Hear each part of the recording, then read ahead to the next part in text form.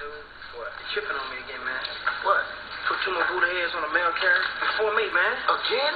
Got me waiting so it melts these fucking Mexicans. Chicago, man. Why are you talking about Mexicans? I'll kick your ass. Tell you what, man. Better quit smoking that shit at lunchtime, all right? We got our own country, eh? Yeah? Motherfucker, y'all keep sneaking out. See, this funny, right? Arriba, arriba, este. Got grown men basketball playing. Y'all think it's crazy. Department of Homeland Security toured the old Terrell Middle School, considering it to possibly be a holding location for an unknown number of illegal immigrant children. No decision has been made yet for this location, but one resident who said her kids have gone without nothing, have had nothing for years, she says she is furious. It's not right.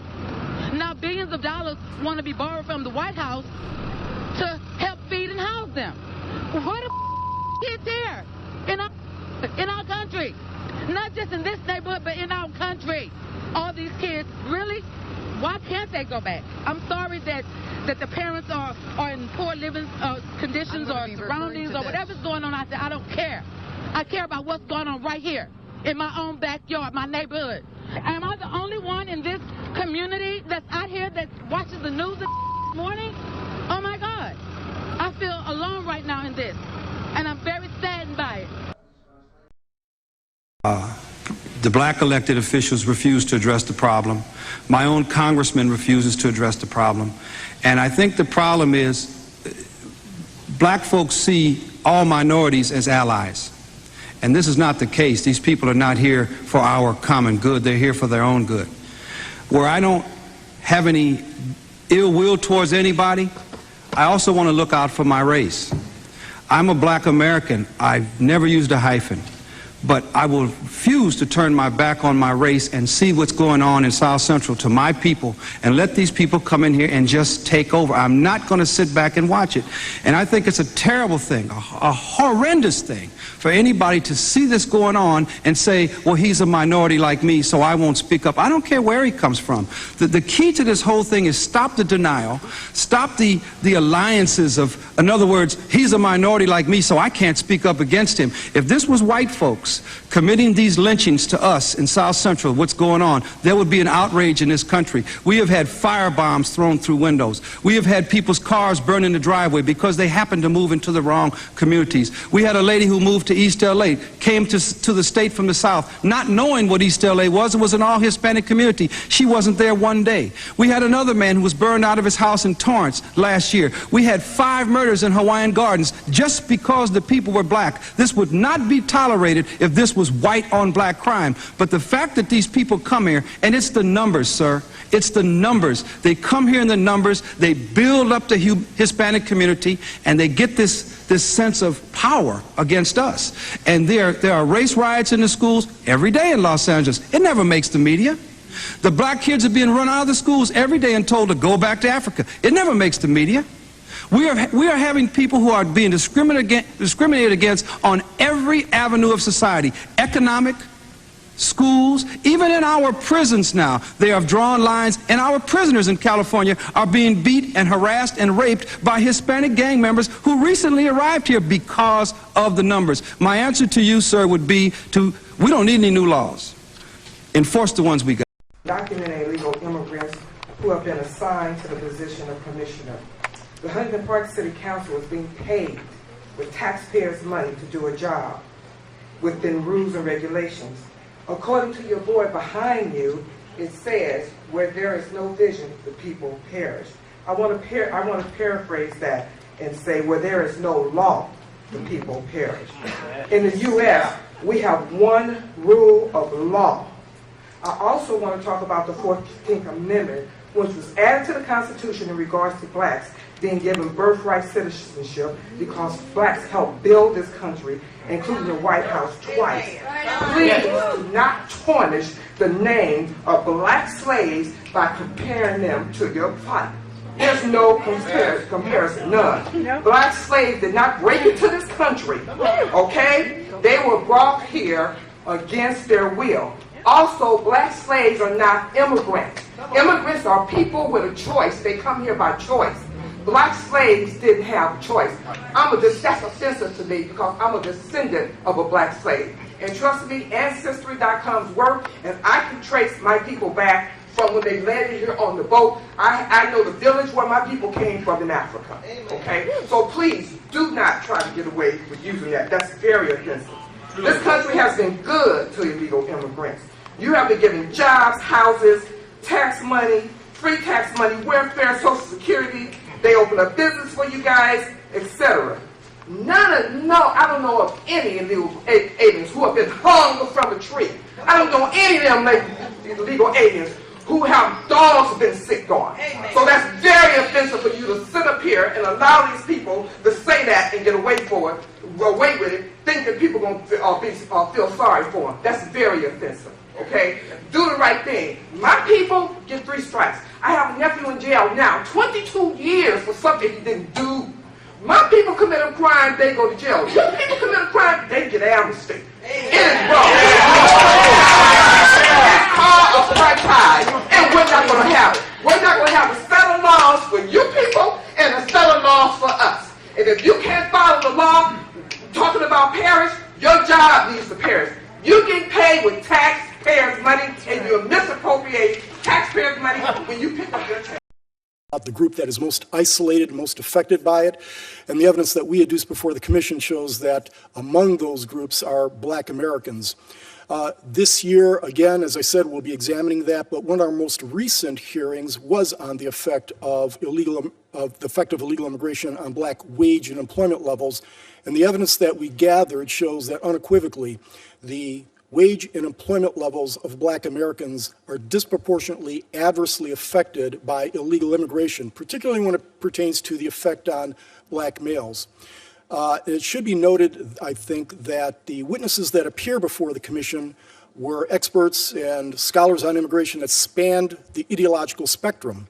And while they may have disagreed with respect to policy and maybe matters of degree, every single witness before the Commission agreed that illegal immigration has a decidedly negative impact on the wage and employment levels of Black Americans, particularly Black males. And the evidence shows that the reason for this is actually pretty basic.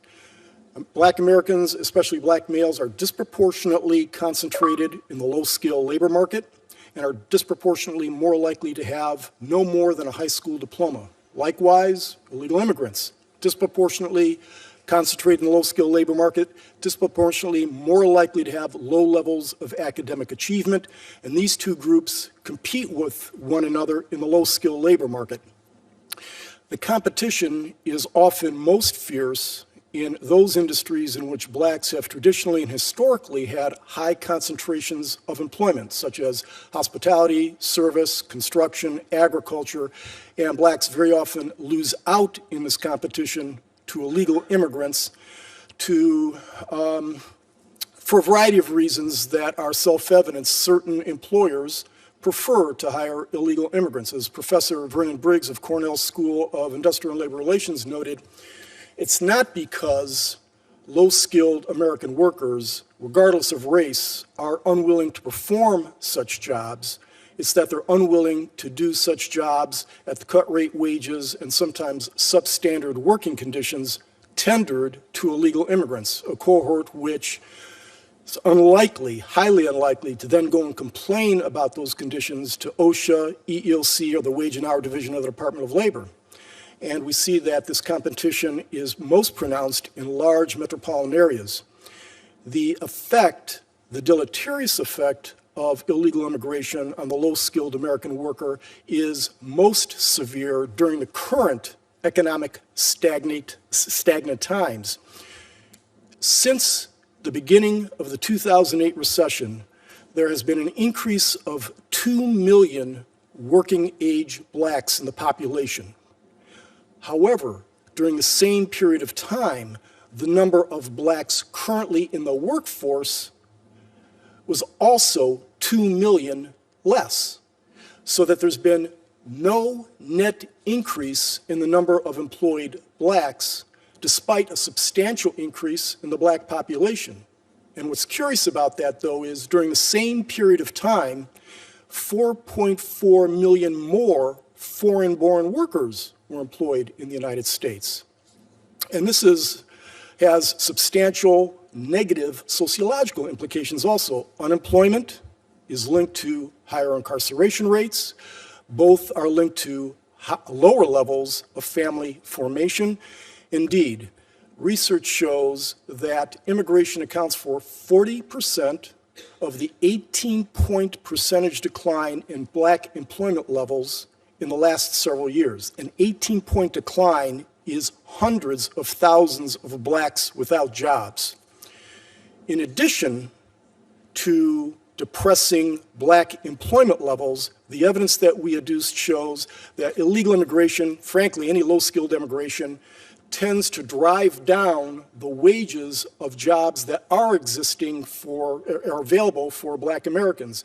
One study, in addition to studies that we've reviewed from Dr. Borjas, an economist from the Federal Reserve Bank of Atlanta showed that for the increase in the undocumented worker population, there has been a $960 reduction in the wages of the average Georgian worker from between 2000 and 2007.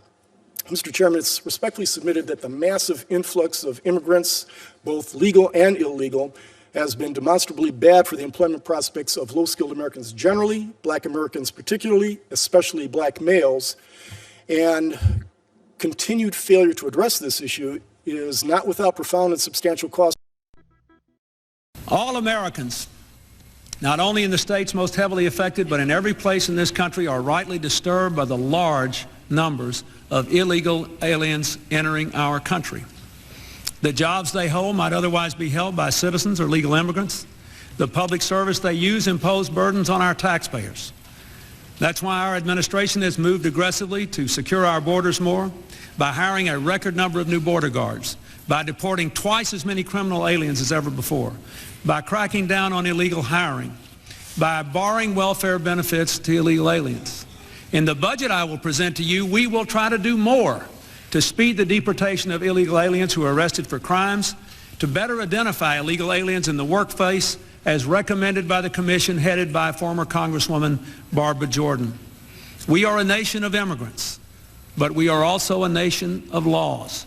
It is wrong and ultimately self-defeating for a nation of immigrants to permit the kind of abuse of our immigration laws we have seen in recent years, and we must do more to stop it.